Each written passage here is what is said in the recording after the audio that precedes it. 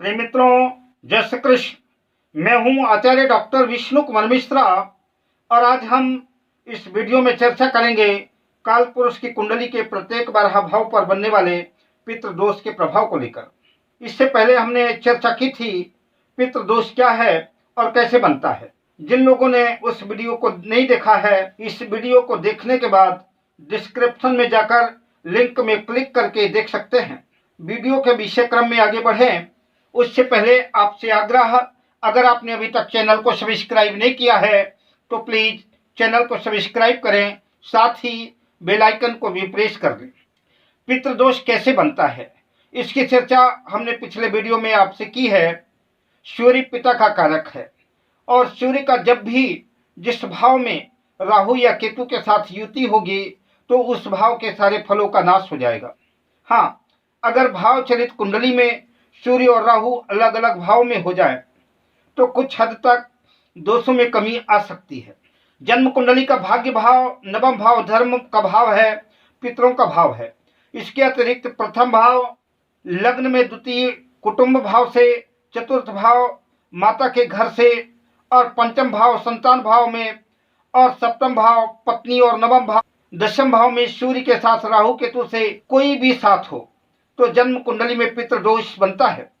सूर्य राहु केतु को अस्त नहीं कर पाते बल्कि सूर्य को ही राहु केतु ग्रहण लगा देते हैं। राहु केतु के अतिरिक्त शनि राहु हो तो भी अशुभ प्रभाव होता है। सूर्य शनि की युति भी जन्म कुंडली में ठीक नहीं मानी जाती, क्योंकि सूर्य के प्रभाव से राहु केतु तो अस्त नहीं हो पाते पर शनि अस्त हो जाते हैं।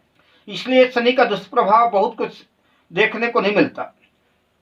बृहस्पति भी बड़े बूढ़े बुजुर्गों, दादाओं परदादाओं के कारक हैं, अतः कुछ विद्वान गुरु के साथ राहु केतु की युति से भी पितृदोष मानते हैं। फिर भी चांडाल दोष तो बनता ही है। आइए सभी 12 भाव पर सूर्य राहु की युति पितृदोष के दुष्प्रभाव की चर्चा क्रम में सबसे पहले बात करते हैं प्रथम भाव की। प्रथम भाव, यदि प्रथम भाव लग्न में राहु केतु की युति या पितृदोष है तो जातक नीच कर्म करने वाला, व्यर्थ की बकवास करने वाला होता है। ऐसे लोगों को मान सम्मान नहीं मिल पाता तथा कॉन्फिडेंस और आत्मविश्वास की कमी बनी रहती है।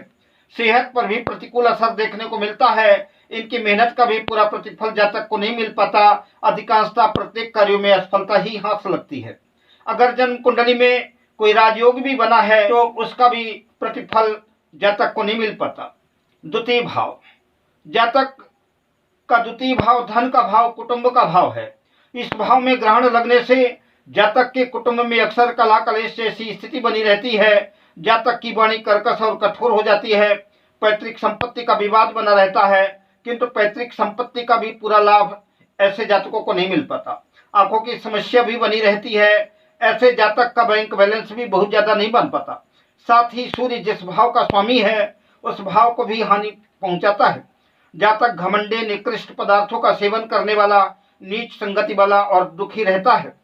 तृतीय भाव, तृतीय भाव पराक्रम का भाव है। तृतीय भाव भाई बहनों का भाव है और तृतीय भाव पर पितृदोष बनने से जातक भाइयों से दुखी रहता है। छोटे भाई बहनों को भी तकलीफ रहती है और जातक की निरर्थक यात्राएं होती रहती है। उसकी मेहनत का भी पूरा प्रतिफल जातक को नहीं मिल पाता। यदि सूर्य तीसरे भाव का स्वामी हो तो कान से संबंधित समस्या या बहरापन जैसे हालात भी बन सकते हैं। जातक में उत्साहहीनता, निकम्मापन, आलसी तक जातक हो जाता है। चतुर्थ भाव, यह सुख भाव है, माता का भाव है। इस भाव में पितृदोष बनने से जातक दुखी रहता है। खुद का घर बनाने में काफी दिक्कतें आती है। कई बार तो खुद का घर भी नहीं हो पाता। माता की सेहत में भी प्रतिकूल प्रभाव पड़ता है। ऐसा जातक दुखी तो रहता ही है, साथ ही अल्पायु भी होता है। पंचम भाव, पंचम भाव से पितृदोष होने पर पढ़ाई लिखाई की दिशा में निरंतर बाधाएं आती रहती हैं। संतानोत्पत्ति में भी काफी मुश्किलों का सामना करना पड़ता है। कदाचित संतान हो भी जाए तो संतान का सुख नहीं मिल पाता ऐसे जातक को। षष्ठम भाव, षष्ठम भाव पर पितृदोष होने से धन का संकट बना रहता है। कई बार कर्ज चुकाने के लिए भी कर्ज लेना पड़ता है। शत्रुओं का भी भय बना रहता है। लड़ाई झगड़ा, कोर्ट कचहरी, कलह कलेश के चक्कर काटने पड़ते हैं। सप्तम भाव, सप्तम भाव में पितृदोष होने से साझेदारी के कामों में नुकसान उठाना पड़ता है और सप्तम भाव से विवाह और जीवन साथी का भी विचार किया जाता है।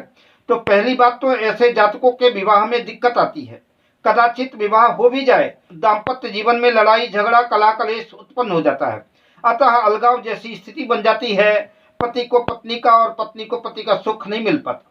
अष्टम भाव, अष्टम भाव में पितृदोष बनने से जातक अल्पायु होता है, छली कपटी धूर्त पाखंडी होता है। ऐसा जातक बात रोग व अन्य रोगों से सदैव पीड़ित रहता है। नवम भाव, नवम भाव को भाग्य भाव भी कहते हैं। भाग्य भाव में पितृदोष होने से भाग्य मंदा पड़ जाता है, जातक को भाग्य का साथ नहीं मिल पाता। दशम भाव, दशम भाव में पितृदोष बनने से जातक समस्त कर्म क्षेत्र में, व्यापार व्यवसाय में, नौकरी या कैसा भी जातक का कैरियर हो उसमें ग्रहण लग जाता है। व्यापार नौकरी को लेकर के जातक को लगातार संघर्ष करना पड़ता है। पिता की सेहत पर भी प्रतिकूल प्रभाव देखने को मिलता है। जातक प्रतिकूल कर्म करने वाला प्रायः पिता के सुख से वंचित रहता है। एकादश भाव, एकादश लाभ भाव में पितृदोष होने की वजह से लाभ के क्षेत्र में अनेक दिक्कतें खड़ी होती हैं। परिश्रम का भी पूरा प्रतिफल जातक को नहीं मिल पाता। प्रायः पैसों के लिए संघर्ष करना पड़ता है।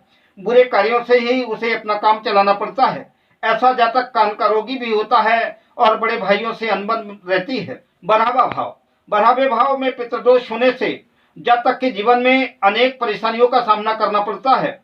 अस्पताल, कोर्ट कचहरी, जेल आदि लेकर के खर्च की अधिकता बनी रहती है और यात्राएं भी धन हानि कराने वाली और खर्च की अधिकता रहती है और निरर्थक साबित होती हैं। जातक को जल रोग किसी न किसी रोग से अवश्य ग्रसित रहता है।